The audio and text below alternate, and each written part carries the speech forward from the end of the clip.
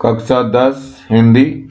मैं आर.एस. प्रसाद आज आप लोगों को छंद कराने जा रहा हूँ। चलिए छंद के बारे में समझिए जरा क्या है। तो ये पहले छंद की परिभाषा है। कविता के रचना विधान को छंद कहते हैं। छंद कविता का व्याकरण है, आवश्यक अंग है। मात्रा या वर्ण की गणना या क्रम के आधार पर जहाँ काव्य की रचना की जाती है वहाँ छंद होता है।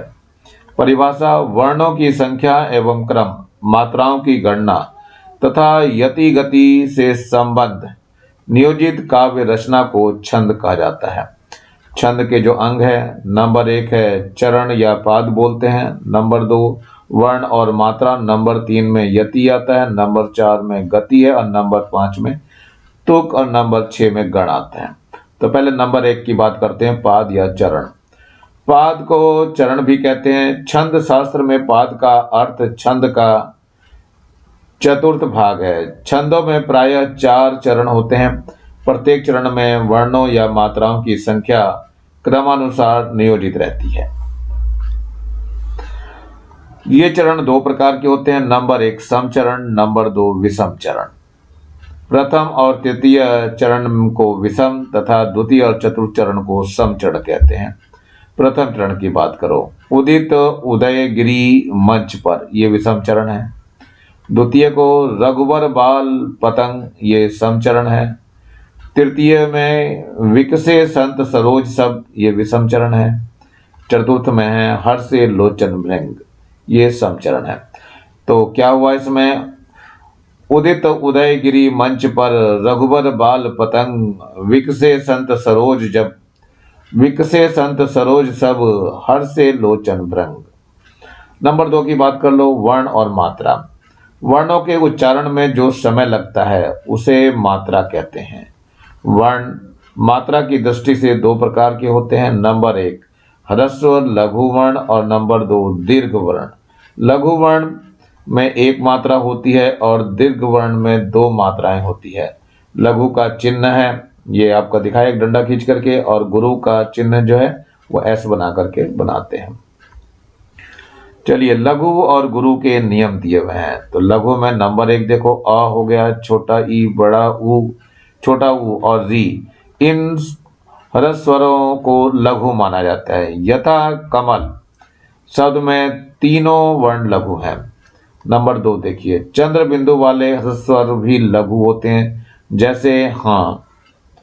संयुक्त वर्ण यदि दीर्घ स्वर हो से रहित हो तो वह भी लघु होता है, जैसे गुरु, आ ई उ री ए ओ औ स्वर एवं इनसे संयुक्त व्यंजना भी गुरु कहलाते हैं। इससे ये एस से दिखाते हैं। यथा दीदी, नौका आदि के सभी वर्ण गुरु हैं। नंबर 3 पे अनुस्वार युक्त वर्ण भी गुरु होता है, यथा नंदन, चंदन, विसर्ग युक्त वर्ण भी गुरु कहलाता है। स्वतः दुखा आदि में तह, दुह गुरु है। नंबर 4 संयुक्त वर्ण के पूर्व का लघु वर्ण भी दीर्घ होता है, यथा सत्य में स गुरु कहलाएगा। नंबर 3 यति की बात करो, किसी छंद को पढ़ते समय जहां हम रुकते या विराम लेते हैं उसे यति कहते हैं। उदाहरण जो है, मेरे प्यारे कुंवर अब भी क्यों नहीं गेह आए, हरियौद भी, ये प्रिय प्रवास से लिया गया है। चलिए नंबर 4 गति है। गति का अर्थ छंद की लय प्रवास से है, जिसका अनुभव पढ़ते समय पाठक को होता है, उसे गति कहते हैं। प्रत्येक छंद की एक अलग लय होती है। जिस लय या प्रवाह में दोहा पढ़ा जाता है उसी प्रवाह में चौपाई नहीं पढ़ी जा सकती। नंबर 5 आता है तुक। तुक का अर्थ वर्णों की आवृत्ति है। चरण के अंत में वर्णों की आवृत्ति को तुक कहते हैं। भिन्न भिन्न छंदों में तुक का प्रयोग भिन्न भिन्न रीतियों से किया जाता है। ये तुक कई प्रकार के होते हैं, जैसे अतुकांत। जब किसी भी चरण में तुक न मिले, यथा आज की नई कविता। नंबर 6 गण आ जाएगा। वर्णिक छंदों की गणना गण के क्रमानुसार की जाती है। 3 वर्णों का एक गण होता है। गणों की संख्या 8 होती है, यथा यगण, मगण, तगण, रगण, जगण, भगण, नगण और सगण। या माता राज भा न स लगा। इस सूत्र के प्रथम 8 वर्णों में 8 गणों के नाम हैं और यथा य से यगण, म से मगण, त से तगण आदि और अंतिम 2 वर्ण ल से लघु और ग से गुरु होता है।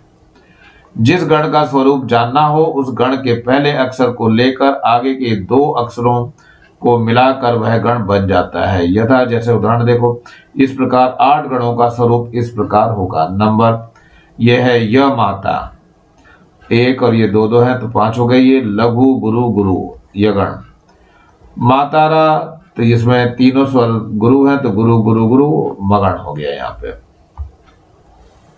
ऐसी तराज है, इसमें गुरु गुरु लघु आ गया तो तगण हो गया। राजभा तो ये गुरु लघु देखो यहाँ रगण हो गया। जभान इसमें क्या हो गया, लघु गुरु लघु आ गया तो जगण हो गया। भानस, भानस में गुरु लघु लघु आ गया तो भागण हो गया।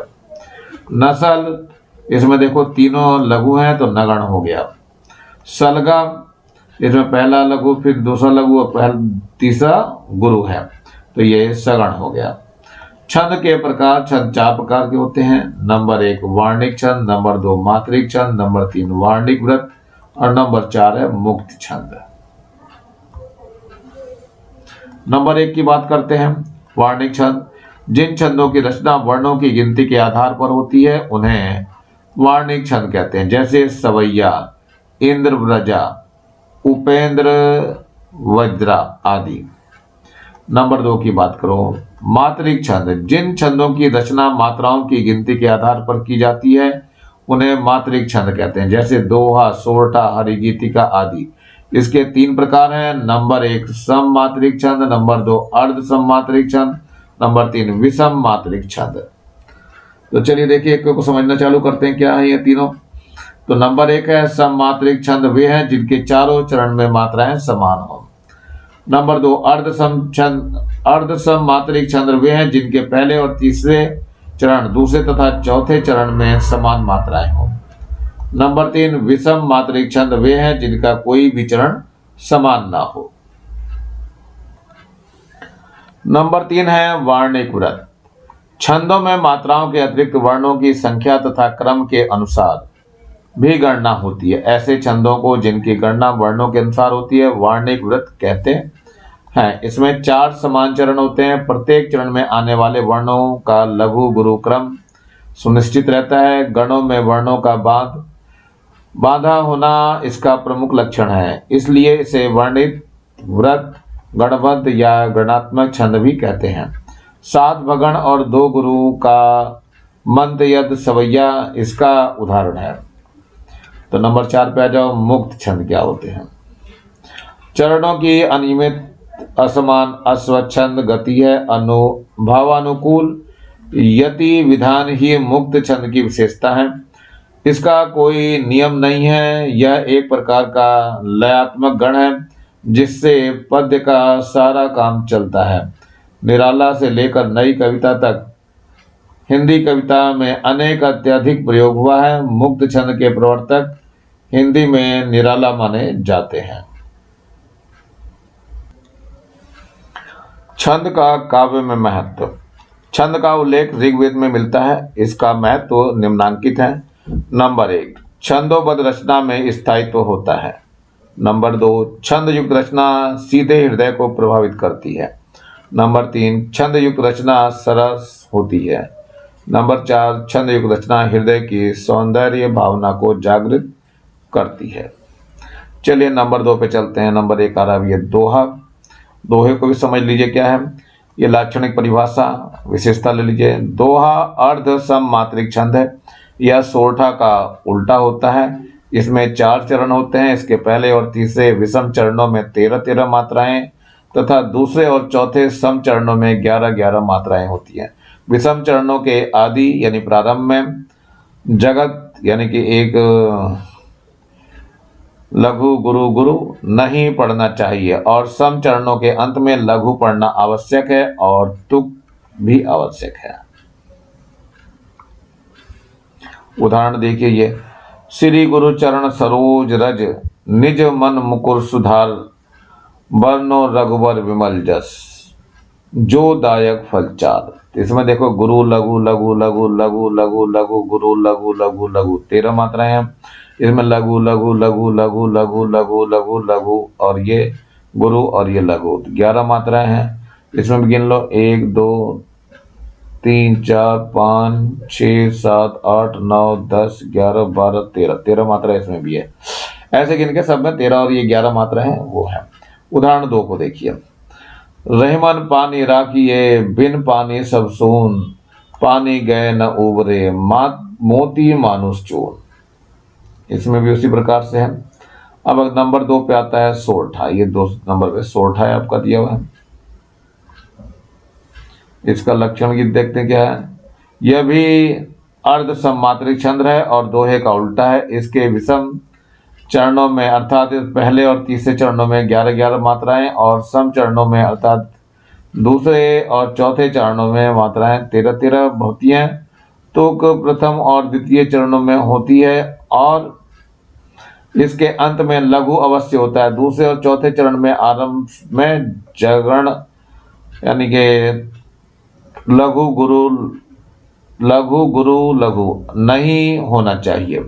उदाहरण के लिए है कहिए काही अछूत, तो कहिए काही अछूत जो है ये गुरु हो गई, ये लघु हो गए तो, और ये फिर गुरु फिर लघु दो, फिर ये गुरु फिर लघु फिर गुरु, तो ये सारे 13 मात्राएं हो गए। काही मछूत बनाए, 33 कोटि अछूत हमारे जानत देश में।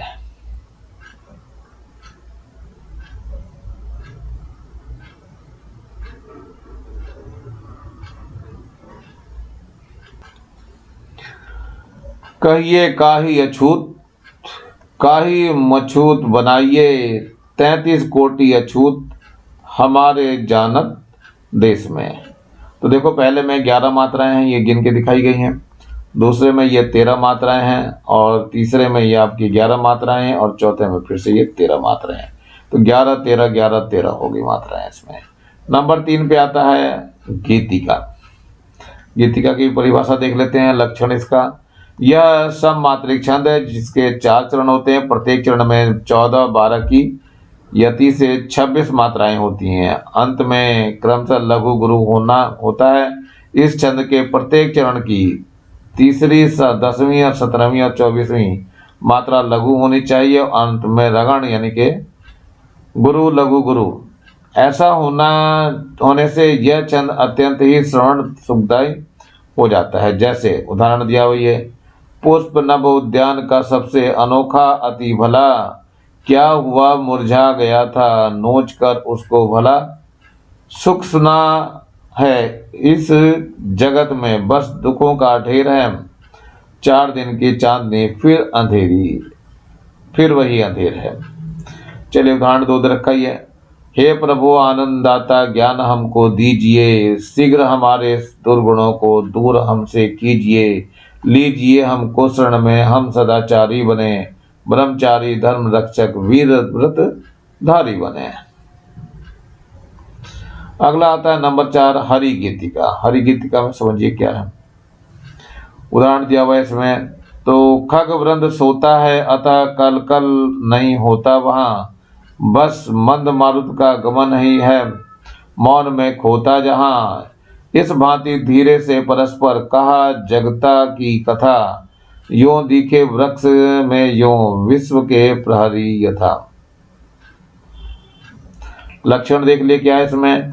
यह एक मात्रिक समछंद है। इसमें 4 चरण होते हैं। प्रत्येक चरण में 28 मात्रा होते हैं। 16 और 12 मात्राओं पर यति और अंत में गुरु लघु गुरु का प्रयोग होता। लघु गुरु का प्रयोग ही अधिक प्रचलित है। उदाहरण के लिए, कहती हुई यों उत्तरा के नेत्र जल से भर गए, हिम के कणों के से सूर्य पूर्ण मानो हो गए पंकज दय। उदाहरण देखिए, यह है श्री कृष्ण के सुन वचन अर्जुन क्रोध से जलने लगे, सब शोक अपना भूल कर करतल युगल मलने लगे, संसार देखो अब हमारे, शत्रु रण में मृत पड़े, करते हुए यह घोषणा वे हो गए उठकर खड़े। इसमें वही है, देखो मात्राएं जो है जो लगी हैं, ये गुरु गुरु लघु गुरु, फिर लघु लघु लघु लघु लघु, फिर लघु गुरु लघु, फिर गुरु लघु गुरु लघु लघु, फिर गुरु, फिर लघु, फिर गुरु। इस तरह से जोड़ना है इसको। चलते हैं, अगला है रोला लेते हैं। 5वें नंबर पे रोला है। रोला क्या कहता है, परिभाषा देखो, यह मात्रिक समछंद है। प्रत्येक चरण में 24 मात्राएं होती हैं, 11 और 13 मात्राओं पर विराम होता है। प्रत्येक चरण के अंत में 2 गुरु या 2 वर्ण होते हैं। तो उदाहरण देखते हैं, ये नव उज्ज्वल जलधार, हार हीरक शिव सोहती, बीच बीच छह ऋतिर बूंद, मध्य मुक्ता मणि पोहती, लोल लहर बही पवन, एक ए पे एक इमी आवत, जिमी नरगन विधवा, मनोरथ करत मिटावत।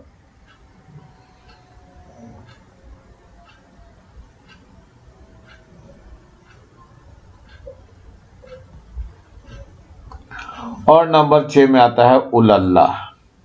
यह अर्धसम मात्रिक छंद है। इसमें कुल 28 मात्राएं होते हैं। इसके पहले और तीसरे चरण में 15-15 और दूसरे तथा चौथे चरण में 13-13 मात्राएं होती हैं। तो चलिए दिखा रखे हैं ये उदाहरण इसका। करते अभिषेक पायोद है बलिहारी इस वेश की, हे मातृभूमि तो सत्य और सगुण मूर्ति सर्वेश की। इसी के साथ बच्चों ये लेसन समाप्त हो रहा है। नीचे आपको ये लाल रंग का बटन दिखाई दे रहा है, इसको जरूर दबाकर सब्सक्राइब करेंगे, मेरे चैनल को लाइक करेंगे, कमेंट सेक्शन में कमेंट्स भी जरूर करेंगे और ज़्यादा से ज़्यादा बच्चों को शेयर करेंगे जिससे ज़्यादा बच्चों को फायदा हो सके। और इस बेल आइकन को भी दबा लेंगे जिससे मैं नया वीडियो डालूं तो उसका नोटिफिकेशन तुरंत आप लोगों को मिल सके। Thank you, have a nice day. इसी के साथ मैं RS प्रसाद सर आज का वीडियो यहीं समाप्त करता हूँ। मेरे चैनल को देखने के लिए आप लोगों का बहुत बहुत आभारी हूँ।